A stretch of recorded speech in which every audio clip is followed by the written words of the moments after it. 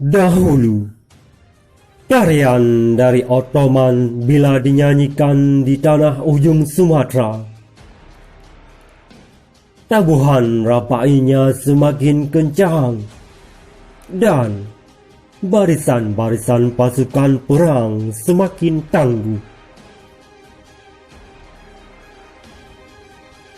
Saat lemah, Ottoman sempat sepi dari nyanyian yang melindung Kaabah saat di tangan Atatürk. Sementara tanah-tanah lain dibanting ke bumi oleh Yahudi, Nasrani, dan komunis. Di saat Ottoman masih mabuk, wilayah-wilayah lain ramai-ramai berkunjung ke istana para ateis Eropa.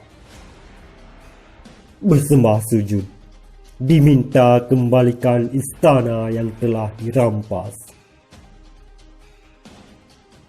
Berpuluh tahun pun berlalu, bahkan seabad, para pejuang terlunta dengan berbagai perjanjian semu.